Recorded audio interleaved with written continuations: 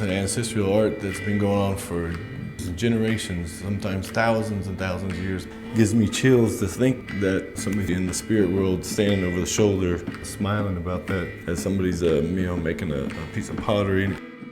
I've come out here for a number of years along the Colorado River teaching pottery.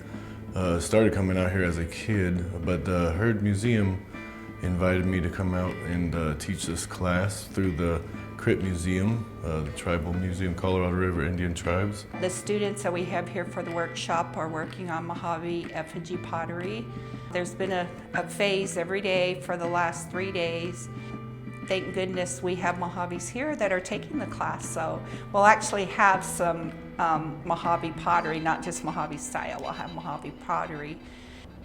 I make cradle bands for the Mohave cradles, and I have been doing that for 26 years. And when this program came, I was really interested in it because I've never had any kind of training to learn pottery, and it's something that I've always wanted, but there just weren't any potters around anymore with our tribe. I remember as a child, I did visit, a few potters that are deceased now, and we did go to their workshops and actually visit and see what kind of wares they did make at that time.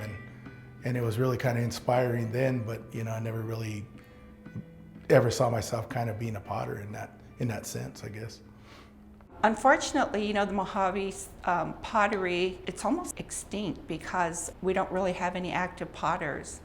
So that's why I was excited about bringing this workshop to CRIT so we can try to revive it and preserve, what we have, because it is almost a lost art. The people that once inhabited it here were the Mohave people. It's a very arid and dry land, so the majority of them needed big pots to transfer water or to cook with, so they made earthenware. Way in the 1800s, the majority of them were converted to Christianity. So during that process, they lost a lot of their culture. So they then started going back and trying to revive some of the things that they were doing. Then they got other younger Mohaves to start thinking that way about their culture. And so they began to really get full behind in restoring their cultural beliefs and so forth. I think the white man's purpose of putting us in boarding school was to lose our self-identity so we could be controlled. And that's the way it's been ever since, And they almost succeeded, but not quite. Because we're still potting. We're still here, and we're rebuilding still every day.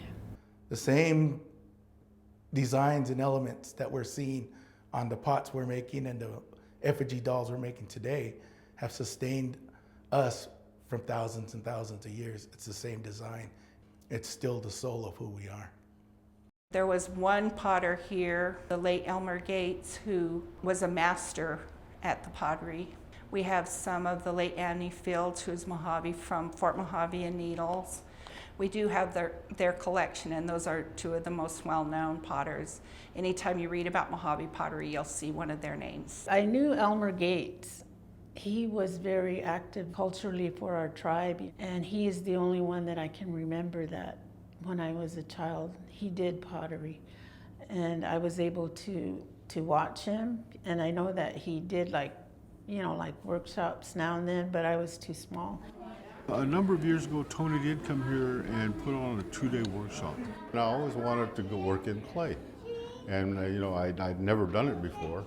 And it looked relatively easy to do, so I got a piece of clay, and it was the most frustrating experience I ever had, trying to form a bowl out of a piece of clay. As I do this kind of pottery, I like to do a little bit of research. So I've done a little bit of reading about pots coming out from Mexico and South America, and I found that a lot of the designs that they're using in today, like especially the Mohave type pottery, and even the Hopi pottery, you see. When you look at some of their pottery down from South America, there's a lot of similar designs that have come up from that way. What we have preserved now is something that we can share with our younger generation, even the older. You get into something like this and you find out how much people don't know. And so our goal is to educate people. And like I said, I know the herd's got the same goal. And I really appreciate them, coming out here to the Colorado River Indian Reservation and wanting to work with our tribe. To me, for my own self, I was like, wow, to be able to go out and actually collect, clay and how the paints are made from the stones, and to be able to create something with your own hands. At the same time, learning about my own culture, things that I didn't even know myself, If I sat through all this and sacrificed myself to learn all this, and I'm not teaching it, why did I even learn it? What's the use of me having it? Yet I see myself not only learning it for myself, but to give back to the future. My children, my grandchildren, my nieces and nephews. I can show them a positive way and maybe a meaningful way to say, this is who I am and this is where I come from. When the bird songs started playing in the background as I was working on the pottery, it brought back childhood memories. It was a feeling of being connected somehow to my past, being able to create something that I've seen other people do and wondering how they do it. And by being able to create something myself with my own hands, I understand now how they must feel while they're doing it, that they're connected to the earth somehow, to the past, where they came from and what their ancestors did and the stories that were told about it. I can connect with that and kind of understand my own culture a lot better. The Mohave people believe that our Creator brought us here to be stewards of the land. When He made our rivers, we were to take care of the river, the land, and everything that encompasses the Mohave tradition, from the sky to the earth to the water, and the tiny little bugs you see crawling out of the ground. And to know that these pots that they're making, that clay that they're working with, it comes from the land, and it's a part of us, it's a part of our people. And so to be able to go out on the river and collect clay and make a piece of pottery out of it and have like an almost living product that came from the land, that you put your hands into it, they're going to leave their fingerprint, and they're going to leave their body oils, and everything's going into that pot. And so the way I was taught is when you make something and you give it away, or somebody purchases something from you, I always have good thoughts and put myself into it for good things to happen for wherever that's going to go. So I imagine the people, when they were making their pottery, making their arrows, making their bows, they had these songs and stuff in mind from when they were young, or their forefathers and foregrandmothers. They would convey their spirit and their soul into what they're doing. Being that I'm not Mohave or Cahuilla, I cannot stamp Mohave made or Cahuilla made, so it's just Tony Soares made. If I was a real Mohave, in which I tell, say, my Mohave students or Quetzan, or their heritage backs that piece up, and that's what I try to instill pride in that, and just be aware that there's not a whole lot of those people left making those things. I can't get it all in one week, but it's something that I think I would like to continue.